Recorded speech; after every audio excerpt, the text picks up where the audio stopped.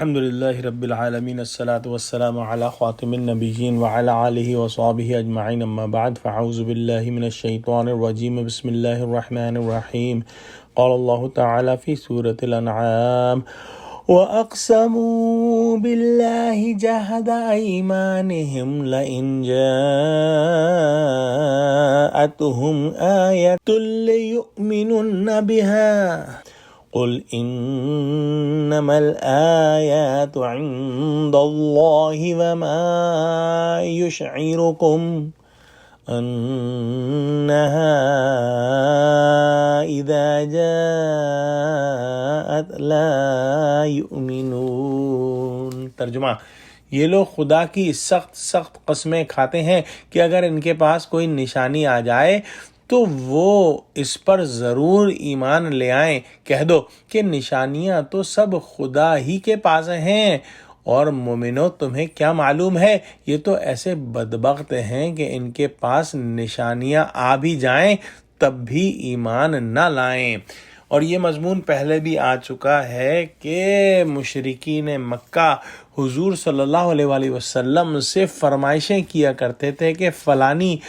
نشانی لا کر دکھائیں، فلانی نشانی لا کر دکھائیں، اور پھر قسمیں کھاتے تھے کہ اگر یہ نشانی آپ نے دکھا دی تو ہم ضرور ایمان لے آئیں گے۔ یعنی بعض فرمائشی نشانیاں ایسی انہوں نے مانگی کہ کوہ صفا خالص سونے کا بن جائے۔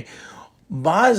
سادہ لو مسلمانوں کو یہ خیال ہوا کہ اچھا ہو اگر ان کی یہ حجت پوری کر دی جائے، اگر ان کی بات مان لی جائے تو یہ سب کے سب ایمان لے آئیں اور اسلام کو تقویت بخشے۔ لیکن اللہ سبحانہ و تعالیٰ نے صاف فرما دیا کہ تمہیں کیا خبر ہے، یہ تو سرکش ضدی لوگ ہیں جو کہ فرمائشی نشان دیکھنا چاہ رہے ہیں، اور یہ حسی نشانیاں، حسی معجزے اگر انہوں نے دیکھ بھی لیے تو بھی ایمان لانے والے نہیں۔ اور جب اللہ سبحانہ و تعالی اپنی نشانیاں دکھا دیا کرتے ہیں تو اس کے بعد پھر مہلت نہیں ملتی، اس کے بعد نشانیوں کا انکار کرنے والے جو ہے وہ اس کی سزا کے مستحق ہوتے ہیں،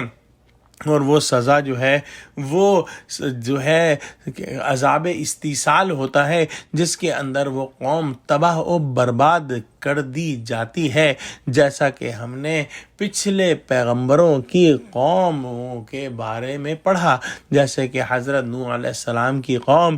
اور حضرت صالح علیہ السلام کی قوم وغیرہ وغیرہ۔ دعا کرتے ہیں کہ اللہ سبحانہ و تعالی ہم کو قرآن کا فہم عطا فرما اور ہمارے دلوں کو حق بات سمجھنے اور اس پر عمل کرنے کے لیے کھول دے، آمین۔ وآخر دعوانا الحمدللہ رب العالمین۔